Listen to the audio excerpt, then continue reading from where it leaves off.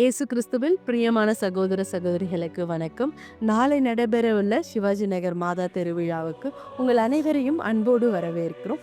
பெங்களூர் நகரின் இதயத்தில் அமைந்துள்ள சிவாஜி நகர் மாதா ஆலயம் அவர் லேடி ஆஃப் குட் ஹெல்த் சர்ச்சில் பல ஆண்டுகளில் ஆயிரக்கணக்கான விசுவாசிகளின் நம்பிக்கை சின்னமாக விளங்குறது பார்த்தீங்கன்னா இந்த ஆலயத்தின் மாதா மரியாள் நோயாளிகளுக்கும் துன்புறும் மக்களுக்கும் ஆறுதல் அளிப்பவராக போற்றப்படுகிறார்.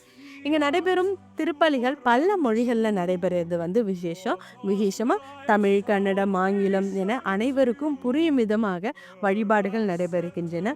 ஒவ்வொரு ஆண்டும் திருவிழா காலத்தில் சிவாஜி நகர் முழுவதுமே ரொம்ப கோலாகலமான கொண்டாட்டமாகவும் பக்தி நிறைந்தும் ஆயிரக்கணக்கான மக்கள் இங்க கூடுகின்றார்கள்.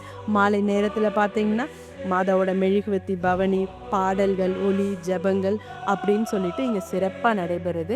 இந்த ஆலயத்துல பார்த்தீங்கன்னா பழமையான கல் சிலைகள் மரியானுடைய சிலையை பாதுகாக்காக வைத்திருக்கும். ஆலய குகை போன்ற இடங்கள் பலருக்கு கூட தெரியாம இருக்கும். இது மிகவுமே விசேஷமானது.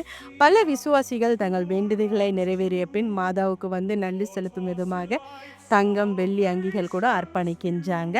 மாதாவுடைய திருவிழாவின் போது எந்த மதத்தினரும் எந்த சமுதாயத்தினரும் எளிதாக ஜெபிக்கிறாங்க. இது மாதாவினுடைய மிகப்பெரிய ஒரு அடையாளம். இவ்வாறு சிவாஜி நகர் மாதா திருவிழா வெறும் ஆன்மீக நிகழ்ச்சி மட்டும் இல்லை, அது நம்மளோட நம்பிக்கையின் பயணம், அன்பின் பிணைப்பு, அனைவரையும் ஒன்றிணைக்கும் விழா. நாளை அனைவரும் இந்த திருவிழாவில் கலந்து கொண்டு மரியாவின் ஆசிர்வாதத்தை பெற்றுக்கொள்ளுங்கள். மாதா மரியாள் நம்ம அனைவருமே காக்கட்டும். இந்த திருவிழா நமக்கு கூறுறது என்ன?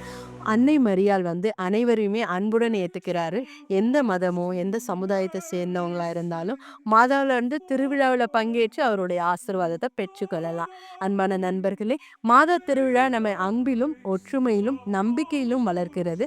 இந்த ஆண்டும் நாமும் மனமாற கலந்து கொண்டு மாதாவின் அருளை பெற்றுக்கொள்ளுவோம். அன்னை மரியாள் நம் அனைவரையும் காக்கட்டும். அனைவருக்கும் அட்வான்ஸ் ஹாப்பி ஃபீஸ்ட்.